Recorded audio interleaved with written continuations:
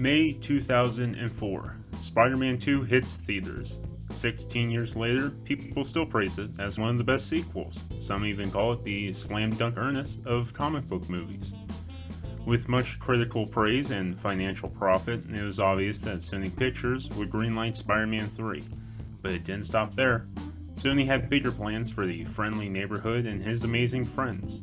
Before Sony Pictures failed with Amazing Spider-Man and completely scrammed Sinister Six, they wanted to start their own cinematic universe with Tobey Maguire's Spider-Man. In fact, president of Marvel Studios, Kevin Feige, stole the whole cinematic universe idea. Yet nobody talks about that. I wonder why. Anyways, the ones behind the Spider-Man movie property, Avi Arad and Amy Pascal, were making something ambitious at the time. They wanted more of Spidey's pals and villains to get their shine in the spotlight, such as Ben Reilly, Spider-Woman, and even Bagman. However, those concepts went nowhere, except for one titular villain, Venom. Avi Arad adored Venom and saw potential in the character, so much so that he wanted to give him his own movie that could possibly lead to a crossover. Many execs at Sony found this idea to be very dumb and passed on the opportunity. Mr. Arad wasn't going to let this happen. Thankfully, he had many secret files on his co-workers and threatened to ruin their careers. Thus, Venom got the green light. The movie was now in development. Arad and Pascal aimed for a release date of July 2006, just a year before Spider-Man 3 would hit theaters. They took their journey into Hollywood to find the perfect match. During this journey, they hired screenwriter Zack Stentz, who recently worked on Agent Cody Banks. He was even offered a deal for $5 million on the first draft alone. Talked to almost 10 directors for the project, including Martin Campbell, James Wan, and Robert Zemeckis. Yet they all turned it down. Thankfully, they were saved as one man took the job. His name, Luca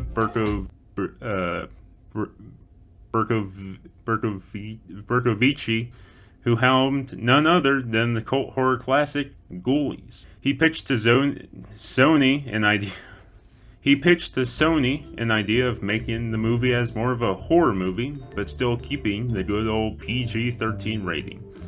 He even wanted to give Venom a practical look, inspired by the xenomorph from Alien. Sony loved Luca's idea and welcomed him on board. 3 weeks later, things were shaping into gear. Sony was searching for their Eddie Brock, and Zack Stentz was nearly finished with the second draft. Unfortunately, Luca was not quite happy as to how it was going along. He wasn't liking the way the studio was heading with the story. Sony wanted to do the good old-fashioned origin of Venom, where the symbiote was found inside an alien ship or some shit.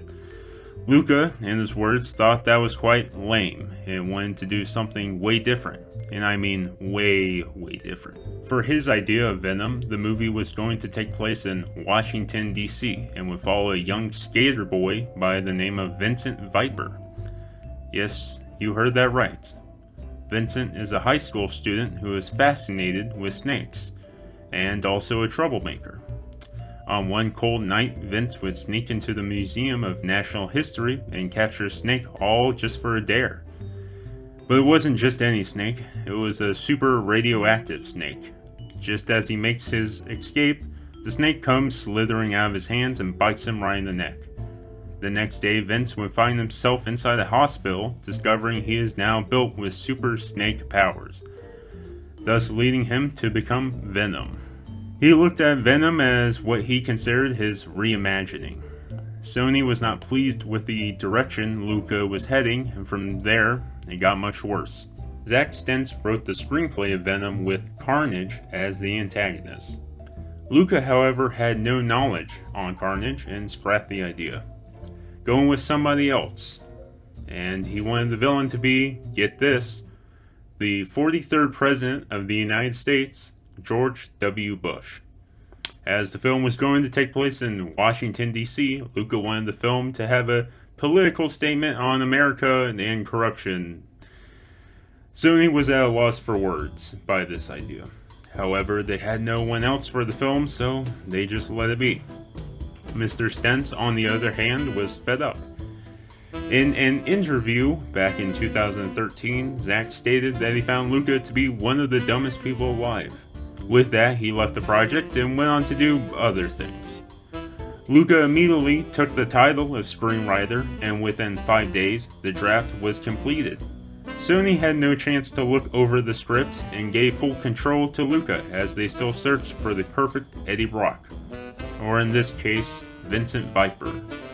As usual, Hollywood studios wanted Mr. Popularity, somebody with handsome looks and a down-to-earth attitude. Sony's number one pick was none other than Ryder Strong, who played Sean Hunter from Boy Meets World. Luca was cautious about this decision until he looked at Strong's work and saw Vincent Viper for his film. Along the way, they locked down big names like Candace Cameron as Susie, the love interest. Then came Matt Dillon for the role of George W. Bush. The cast was a go, the script was a go, everything was a go. It seemed to come together perfectly well, until it wasn't. The filming for this movie was considered a nightmare. I sat down with one of the boom mic operators who was not comfortable with sharing his identity, so for now, he'll go by James. From what James has told me, it was all a mess at day one. None of the sets were fully built, most of the cameras would break down, and one background extra died from heat exhaustion. You would probably assume that a movie with such a large budget would have these problems solved. But here's the twist.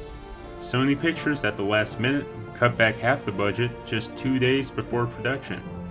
The rest of that money would be over to Sony's animation division for their next big family flick, Surf's Up. This was concerning for many of the execs at Sony. In fact, some of them had even thought about selling their families just to keep this movie afloat. Thankfully, Luca Bercovici found a solution. He did his best to work around the cheap scale and took many sacrifices in the process. He demanded all actors and background actors to bring their own clothes from home. Many of the action set pieces would be just rewritten as just a conversation between two characters. The CGI would be then crammed down onto Windows Movie Maker. Although they might have a stinker on their hands, they still continued onwards with the project. Day 12 into production, with just only a few months away to wrap. Yet the energy on set was starting to drain, especially from director Luca. Once it came to lunch break, Luca started to flip out as the catering had no roast beef to be found anywhere. Catering explained that they were short on roast beef, but that wasn't good enough for Luca. He went on a total rampage and trashed the whole set. The boom mic operator, James, saw the whole thing go down, and said it was like watching Frankenstein take down the whole village. And from that day, the movie was deemed canceled. It was useless to move forward. All the actors got their paychecks and quickly went on to more feasible projects. Luca went on to direct more TV shows and promised to never work on big budget blockbusters ever again. Luca never tried to reach out to Sony Pictures as he thought it would make matters worse. Sony, on the other hand, completely erased the entire situation from their minds, but still wanted to do something with Venom in the future. It was then Avi Arad and Amy Pascal demanded Sam Raimi to add the character of Venom into Spider-Man 3, and the rest was history. Maybe this Venom could have worked. Maybe it could have been a total misfire. It's a project that I still find interesting. Although we will never see this version, the character still lives on with Tom Hardy as the titular character in the 2018 blockbuster, and its sequel Let There Be Carnage, which will release in fall of 2020.